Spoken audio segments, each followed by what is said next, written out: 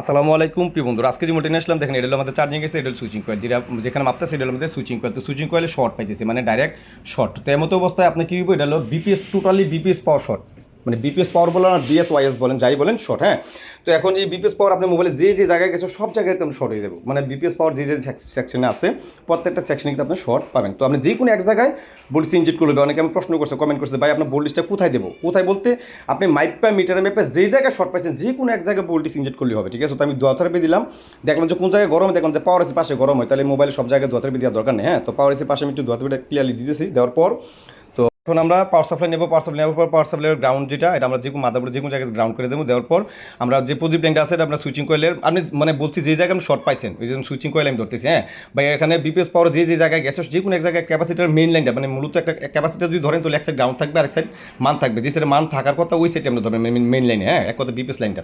তো আমি সুইচিং কয়েলে ধরলাম, ধরার পর দেন এখানে ছোট্ট একটা ক্যাপাসিটার, একটা এলডির কাছে ছোট্ট একটা ক্যাপাসিটার শর্ট যাইতেছে।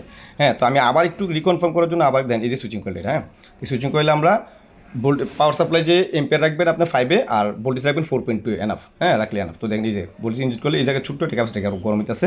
তো আমরা ক্যাপাসিটিটা শুধু জাস্ট ফালাই দেবো, তারপর আমরা সেটা কমপ্লিটলি যদি আমার মান চলে আসে তাহলে 100% মতো চালু হয়ে যাবে, ঠিক আছে? তো আমরা দেখুন মিটার চেক করি যে মান আসছে কিনা। এই যে সুইচিং কয়েলে কিন্তু মান চলে আসছে। মান বলেন আর ডায়েট ভ্যালু বলেন, যেহেতু মান বা ডায়েট ভ্যালু চলে আসছে, এখন এই ক্ষেত্রে মোবাইল 100% চালু হবে, কোনো সমস্যা নাই।